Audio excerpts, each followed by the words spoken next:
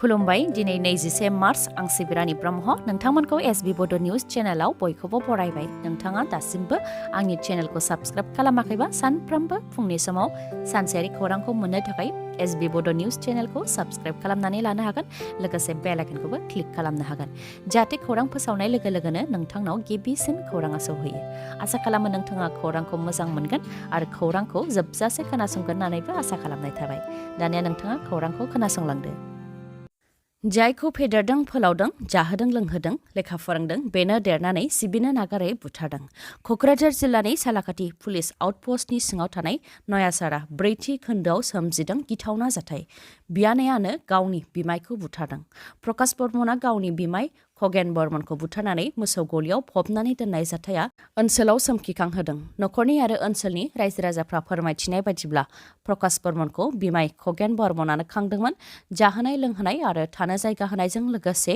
लेखाबो फरायनो खाबु होदोंमोन जायनि थाखाय देग्लाय हायार सेकेन्डारि आनजादबो होनो खाबु मोनदोंमोन प्रकाश बर्मना नाथाय फोरमायथिनाय बायदिब्ला प्रकाश बर्मना बिमायनाव रां बिबाय थायोमोन रां बिनायानो जोबनो गैयामोन बेनिखायनो रांनि थाखायनो बिमायखौ बुथारनाय जाथाया जानो मोन्दों जानो हागौ होननानै सन्देह खालामदों ओनसोलनि सुबुंफ्रा मोनानि समाव उन्दुफुबाय थानाय समावनो बिमायखौ बुथारदोंमोन दुथाङा बेनि उनाव मोसौ गलियाव फबनानै दोनदोंमोन जाथाय खालामखांनायनि उनाव खारनानै दंमोन दुथाङा दा सालाकाथि पुलिसा गुवाहाटीनिफ्राय हमनानै लाबोबाय ओनसोलनि रायजो राजाफ्रा दायनिगिरिखौ फासिनि साजा होनो थाखाय गोख्रोङै दाबि दैखांदों पस्टार बेनारफोराव बर' राव लिरनाय गैयैनि थाखाय पस्टार बेनारफोरखौ गोसोम गाबजों खोमोरनायनि हाबाफारि लादों क'क्राझार दख'रा दुलाराय बर' फरायसा आफादा बिथांमोना फोरमायथिदों दि बैसागुनि 1 अक्ट'निफ्राय सोरखारनि हेंथायै थांखि लागोन बिटिआरआव बर' रावा गुबै अफिसियेल राव हिसाबै बाहायजानो नांगौ होननानै दाबि खालामो बिथांमोनहा बावैसो सिगां आरबान डिपार्टमेन्टनिफ्राय डाइरेक्सन बर्डआव खालि इंराजि रावल' लिरनाय नुनो मोन्दों नाथाय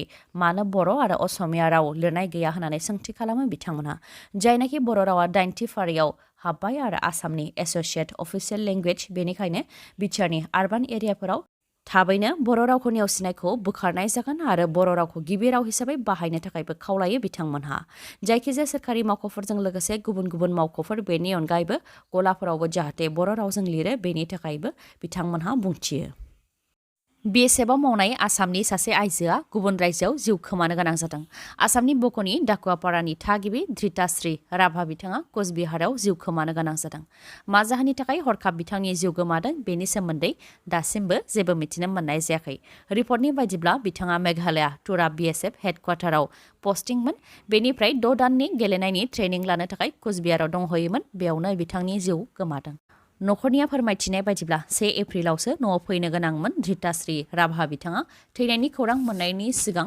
बिमा आरो बिनानावजोंबो फनाव रायज्लायदोंमोन मा नांगौ मा नाङा बेनि सोमोन्दै बिनानाव आरो बिमाजों मिनि खुसियै रायज्लायदोंमोन नाथाय हरखाबै थैनायनि खौरां मोननायखौ सहायनो हायाखै नखरनिफ्रा रिपर्टनि बायदिब्ला बिथांनि गोथै देहाया दिनै न'आव सफैगोन उन्दै बैसोआव जुलि लादोंबा बिफा जानायनि सिमां दानु नङाबा 14 बोसोर जोबथेसालियाव थानो नांगोन उन्दै बैसोआव जुलि लानायखौ होबथानो थाखाय डक्टर हेमन्त बिश्व शर्माया लादों गोख्रों थांखि डक्टर हेमन्त बिश्व शर्मा बिथाङा बुंथिदों दि उन्दै बैसोआव जुलि जानायनि फोरमान मोनोब्ला 14 बोसोर जोबथेसालियाव थानो नांगोन उन्दै बैसोआव जुलि लानानै जुदि आइजोआ गोर्बोआव थायोबा पक्स' एक्टनि सिङाव कर्टआ साजा होनो थाखाय बेनो थोजासे फोरमान आरो जुदि जुलि जानायनि उनावबो फिसा जायाखैबा पक्स' एक्टनि सिङाव साजा होनो थाखाय एसे जेंना जायो होननानै फोरमायथियो डक्टर हेमन्त बिश्व शर्माया फैगौ 2016 मायथाइनि गेजेरावनो उन्दै बैसोआव जुलि जानायखौ गासैबो फोजोबनाय जागोन बेनि थाखाय 200 कौटि बाजेटआव थिसननायबो जाखाबाय होननानै फोरमायथियो मोनफ्रोमबो केसखौ नांनो थाखाय स्पेसियेल एडभकेट हमनाय जागोन आरो बे रांखौ बेयाव बाहायनाय जागोन होननानैबो फोरमायथियो बिथाङा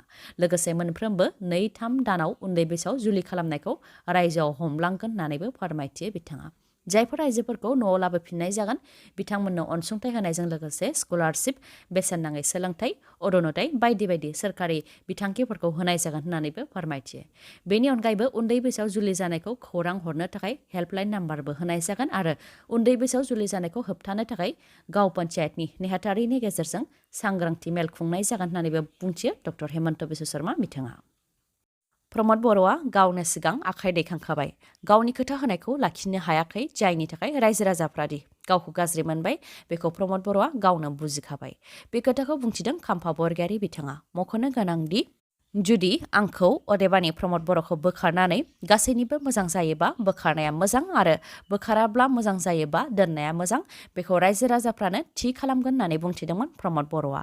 बेनि सायावनो खाम्फा बरगयारी बिथाङा बे खोथाखौ बुंथिदों आरो प्रमद बर'आ बेबायदि खोथा बुंनानै रायजो राजानिफ्राय अननाय मोननो हास्थायदों होननानैबो बुंथियो खाम्फा बरगयारी बिथाङा।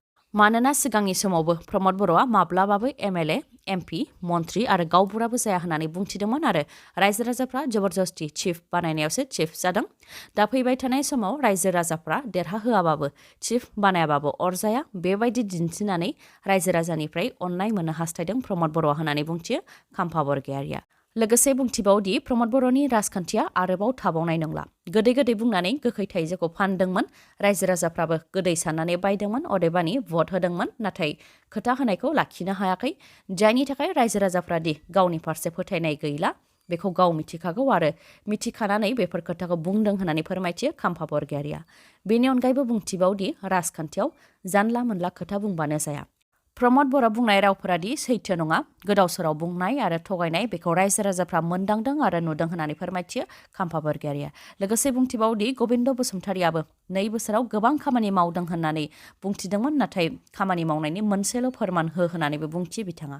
बिपिएफ दोलोआ बिटिसिखौ 4 जिल्ला आरो 10 साब डिभिजनाव रानदोंमोन आरो बिपिएफ दोलो हिसाबै गसाइगाव तामुलपुर आरो भेरगावखौ जिल्ला बानायनो थाखाय दाबि खालामदोंमोन। बे लेखायै इउपिपिएलनि सोरखारनि समाव तामुलपुरखौ जिल्ला फोसावबायमोन नाथाय नटिफिकेशननि गेजेरजों तामुलपुरखौ जिल्ला बानायनायनिफ्राय केन्सेल खालामफिनदों जाय जोबोद लासिंसिं होननानै बुंथियो आरो दानि सोरखारा गोदानै जेबो एडमिनिस्ट्रेटिभ सिस्टेम लाबोआखै उल्थायै थाखानाय गोहोखौसो गैया खालामदों जेरै 3rd आरो 4th ग्रेडनि साख्रियाव थिसननो हानाय गोहोखौ गैया खालामदों होननानै बुंथियो। बेनि अनगायैबो सोलायनायनि सोरखाराव सोलोंथायानो गिबिसिन सोलायनाया जानो नांगौमोन नाथाय बड'लेण्ड इन्टारनेशनेल नलेज फेस्टिभेल खुंनो थाखाय बिटिसिनि 670 कौटि रांनि मादाव 45 कौटि रांखौनो बाहायदों नाथाय बेनि फिथाइया मा बेखौ बयबो मिथिगौ। इउनिभार्सिटिनि MA PhD research scholar lecturer professor बिथांमोनहानो बिनि फिननायखौ होगोन। गावसोरनि दोलोनि गामिनि भिसिडिसि दैदेनगिरि प्राइमारि ब्लक इउपिपिएल लिडारफोरखौ जबरदस्ति मानसि बुथुमनो होनानै गामिनि सुबुंफोरखौ गारिजों लाबोदों आरो बिथांमोनहानो अडियेन्स होनानै बुंथियो खाम्फा बरगयारीया। बेनि अनगायैबो इउपिपिएलनि खामानिनि सायाव रायजो राजाफ्रानो फिननायखौ होगोन। थांनाय 15 बोसोराव बिपिएफआ बानायनाय लामानि अनगायै गोदानै 10-20 किल'मिटार मोनसे लामा बानायदोंबा खोन्था। बिपिएफनि समाव कलेज इउनिभार्सिटि मेडिकेल कलेज बानायनायनि अनगायै गोदानै बानायदोंबा मोनसे खोन्था होनानैबो इउपिपिएलखौ बुंथियो खाम्फा बरगयारीया। 4थि एशियान ख'ख' चेम्पियनशिप 2023 गेलेनाया बिटिआरनि तामुलपुराव मैयानिफ्राय जागायजेनबाय। सानब्रैनि हाबाफारिजों तामुलपुरनि गोजौसिन फरायसालि गेलेग्रा फोथाराव जागायजेनबाय 4थि एशियान ख'ख' चेम्पियनशिप 2023आ। गिबि खेबनि थाखाय इन्टारनेशनेल इभेन्टखौ तामुलपुराव खुंनो मोननायखौ लानानै इन्डियान ख'ख' फेडारेशन आरो आसाम ख'ख' फेडारेशननिसिम साबायखर बावदों प्रमद बर' बिथाङा। प्राइम मिनिस्टार नरेन्द्र मदि बिथाङा गेलेनायनि बिथिङाव गोदान साननाय हनाय खेलो इन्डिया फिट इन्डिया आरो गुबुन गुबुन हाबाफारि लाबोनायनि गेजेरजों गामि ओनसोलनि गेलेगिरिफोरनि गेजेराव मोनसे सोलायनाय लाबोदों। बेनि अनगायैबो डक्टर हेमन्त बिश्व शर्माया गेलेनाय बिथिङाव बिबान लानायनि उनाव गेलेगिरिफोरखौ गोनांथि होदों आरो सुबिदा होदों होननानै फोरमायथियो प्रमद बर' बिथाङा।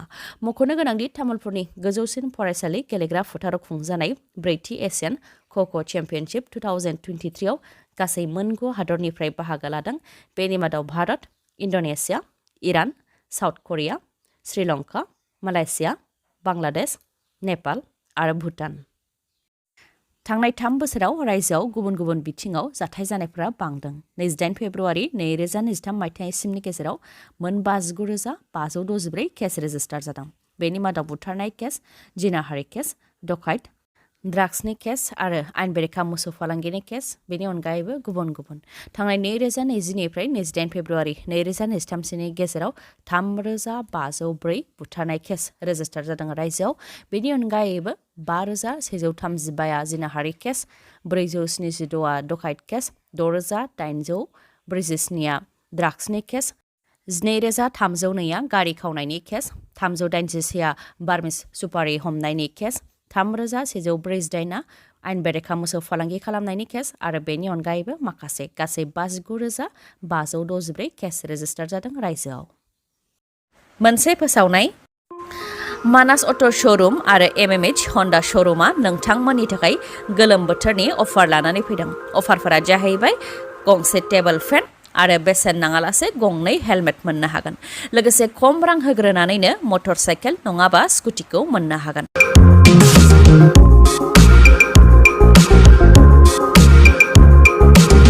आरो एकाउन्ट गैयाब्लाबो फाइनान्सआव खालामनानै हरगोन। बेनि अनगायैबो जायखिजाया कम्पानिनि गोजाम मटर साइकेल एबा स्कुटिखौबो सोलायनो हानायनि खाबु दङ।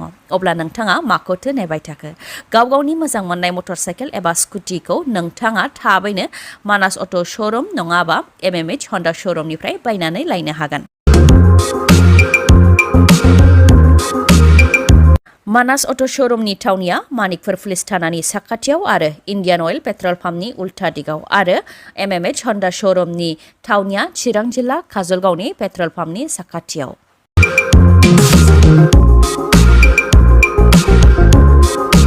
बेफोर अफारफोरा 31 मार्चसिमल' थागोन।